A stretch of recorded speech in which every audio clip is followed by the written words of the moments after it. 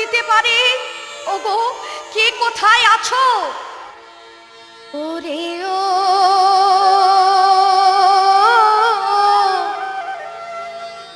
অকুলে গাঙের নাইয়া, কৃষ্ণ নামে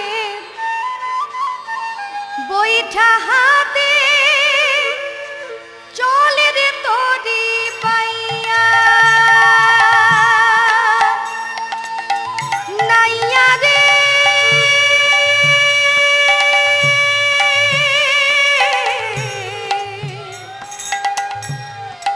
ও নাইয়া।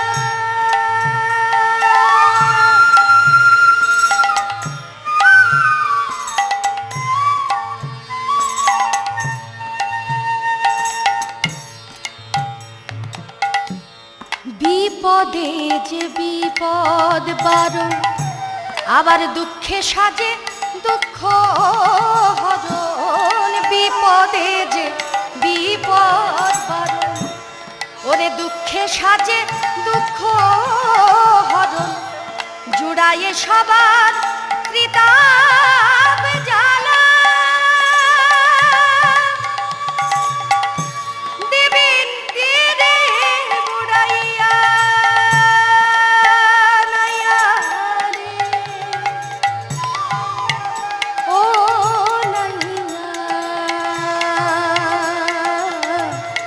নাইয়া রে ও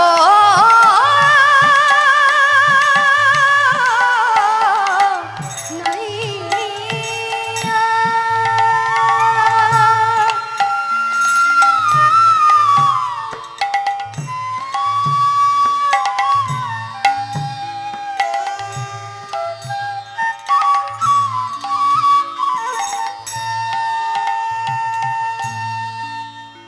চিন্তামণি বললেন, তুমি সত্যি বদ্ধ উন্মাদ।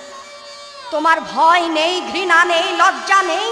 তুমি দড়ি বলে সাপ ধরো, কাঠ বলে পচা মরা ধরো। ঠাকুর, তোমার এই ভাব দেখি আজ আমার একটা কথাই মনে পড়ছে। কি জানো?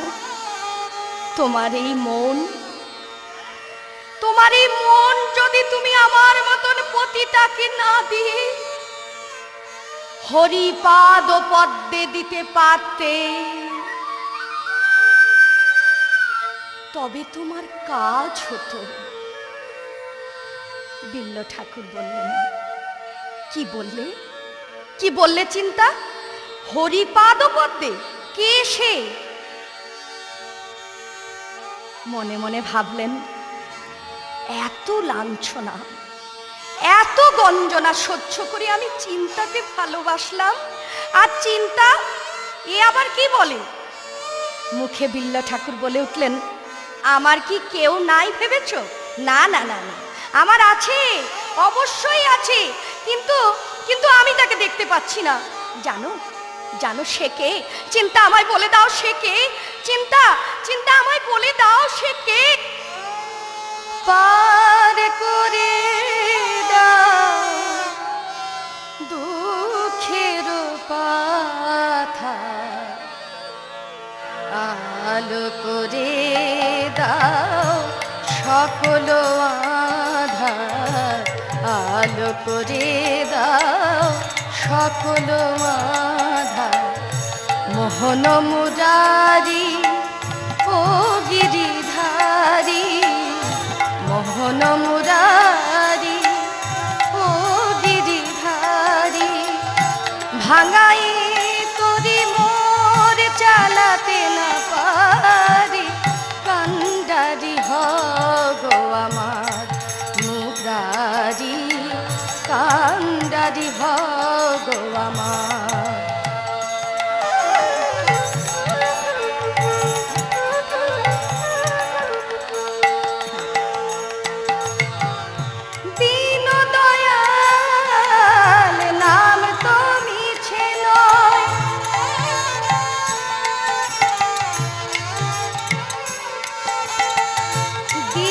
জনে প্রভু যেন গো দয়া হয় আমার।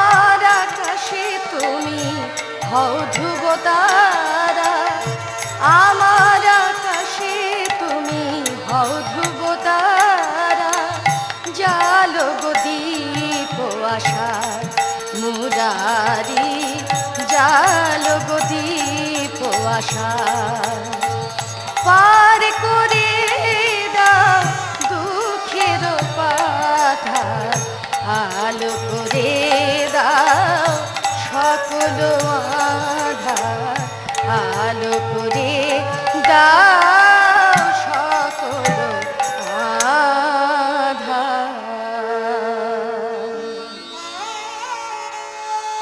সহচরীদের ডেকে চিন্তা ঠাকুরানী বললেন, একই একই ও কোথায় চলল?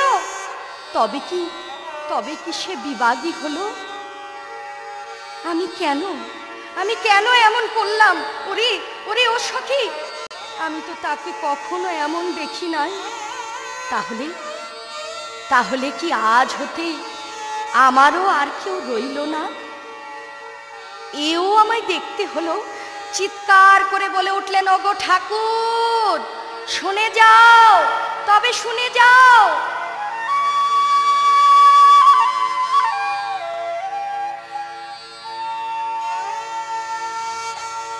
ভক্তি যদি বাঁধো তারে আপন হৃদয় মাঝারে, ভক্তি করে বাঁধো তারে আপন হৃদয় মাঝারে।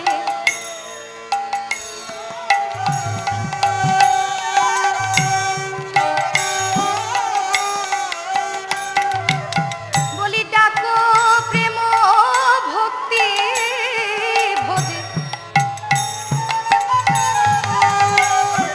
যে ভক্তি তোরে বাধা এই ভব মাঝারে, ডাকো প্রেম ভক্তি ভোজে, যে ভক্তি তোরে বাধা ভব মাঝারে, আপন হৃদয় মাঝারে, ভক্তি তোরে বাধা ভব মাঝারে, ঢাকো প্রেম ভক্তি ভরে।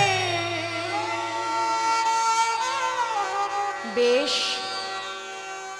বেশ চিন্তা, তুমি যখন তাড়িয়ে দিচ্ছ, তবে আমি সেই পরম সুন্দরের খোঁজেই যাই।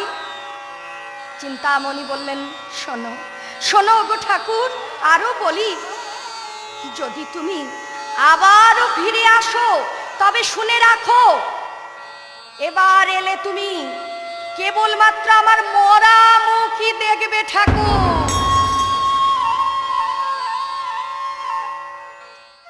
পার করে দাও দুঃখের পাথার,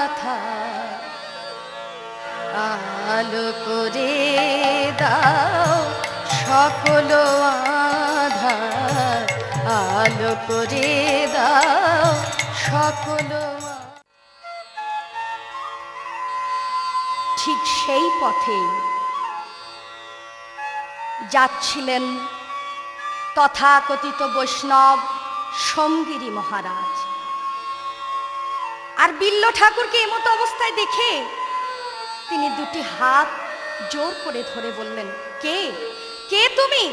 বিল্ল ঠাকুর হঠাৎই বৈষ্ণব দর্শন করে তার চরণ দুটি জড়িয়ে ধরে বললেন, প্রভু, আমি একা, আমি এ প্রান্তর মাঝারে, কি বা আমি কেন এসেছি আমি এখানে? কি হেতু দাস, প্রাণ কি বা চায়? কে কোথায় আছো প্রেমময়? প্রেম দিতে আছে বড় স্বাদ। পরম বৈষ্ণব সোমগিরি মহারাজ তিনি বলে উঠলেন, আপনি ভাগ্যবান, প্রেমময়ী রাধা আপনাকে প্রেমে পরিপূর্ণ করেছেন। আপনার কৃষ্ণ আপনার কাছেই আছে। হ্যাঁ, আপনার কৃষ্ণ প্রেম জন্মেছে। বিল্ল ঠাকুর বললেন, তবে তবে আমায় বলে দিন, কৃষ্ণকে, রাধাকে আমায় বলুন, কোথায় গেলে শ্রীকৃষ্ণের দেখা পাবো? বলে দাও, বলে দাও ও গো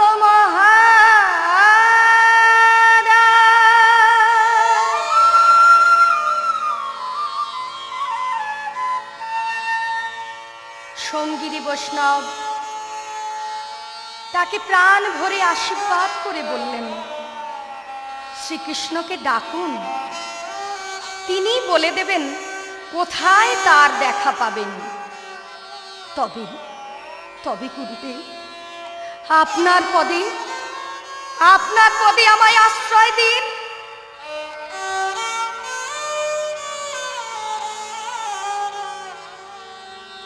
তুয়া পদে মিনতি প্রভু হে, তুয়া পদে মিনতি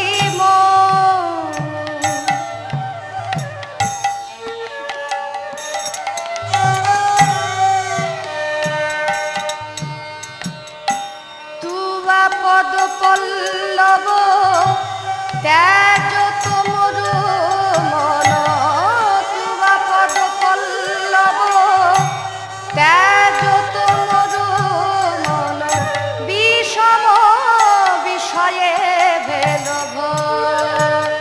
ও তুয়া পদে মিনতি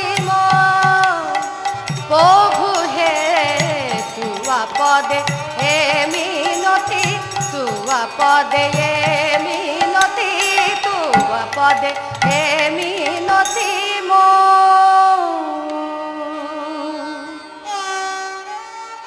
এদিকে বিল্ল ঠাকুরের চিন্তামণি তার সহচরীদের ডেকে বললেন, ওরে, আজ আমার চক্ষু খুলেছে।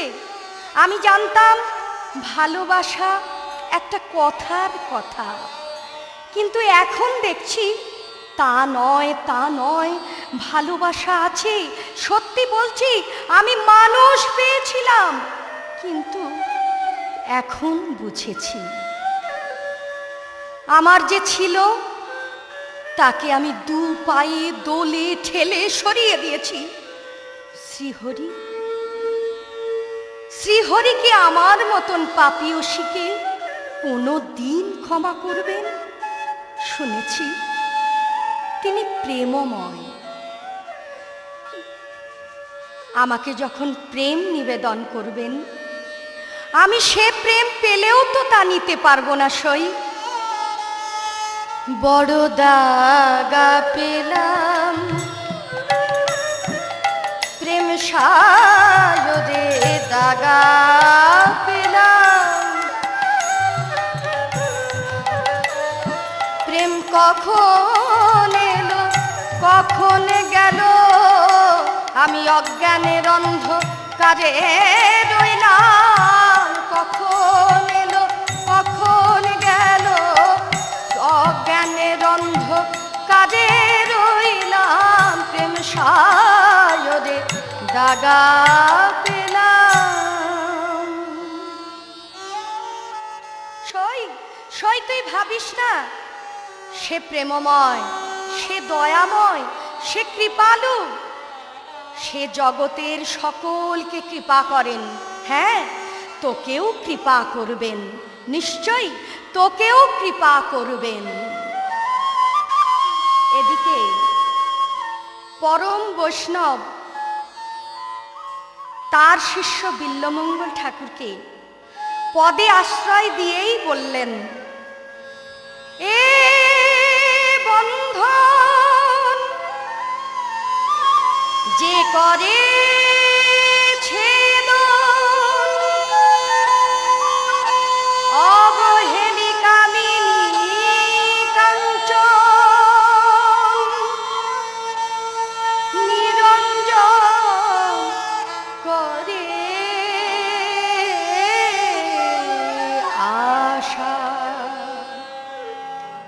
বিল্ল ঠাকুর বলে উঠলেন, গুরুদেব আমি কি তা পারবো গুরুদেব?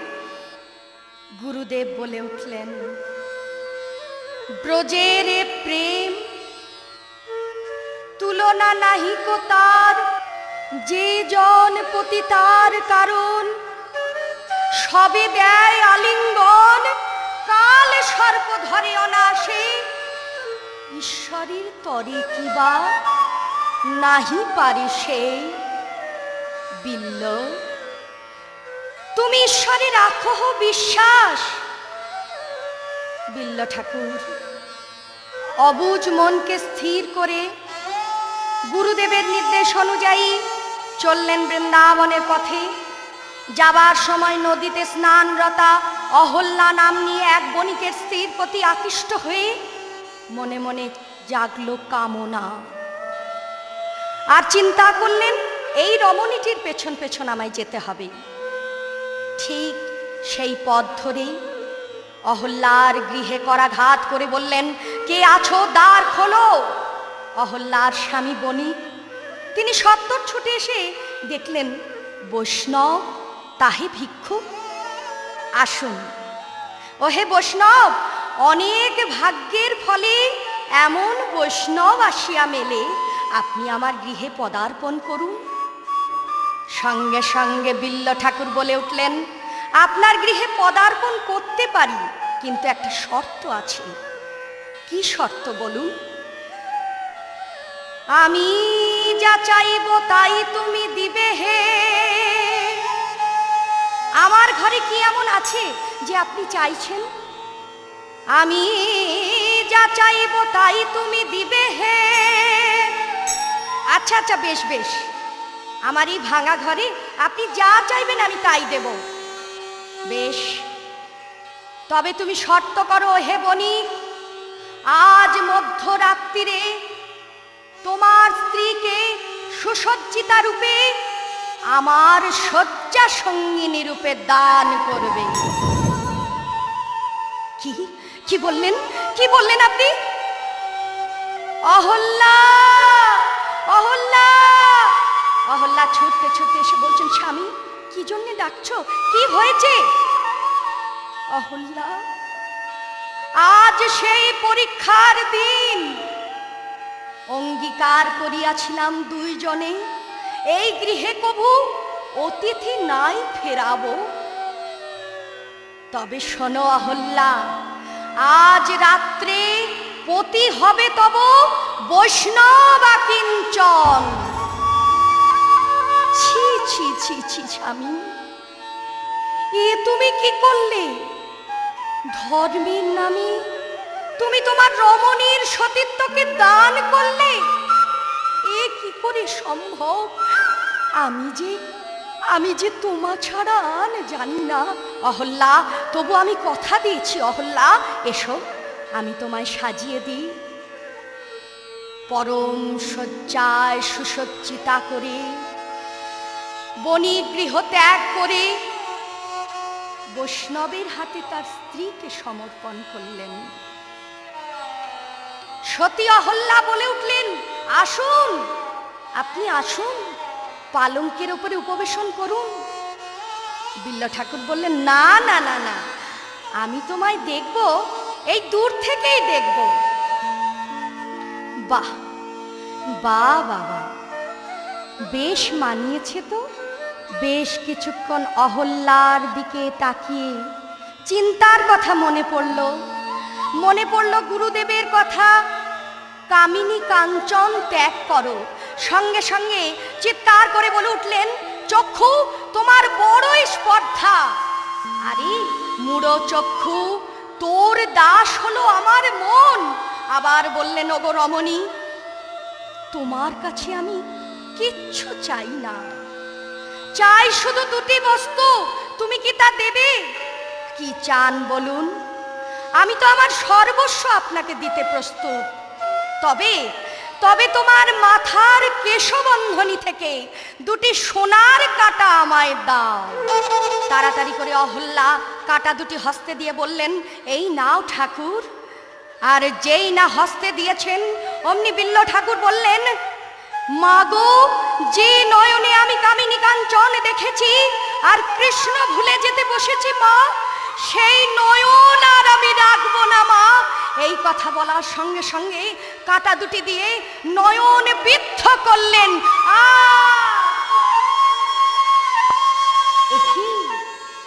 এ কি করলে বাবা?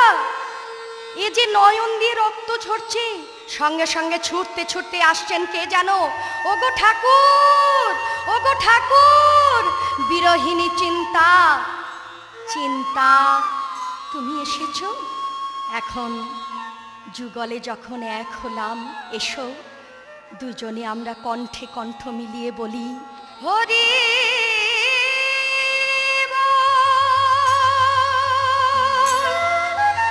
হরি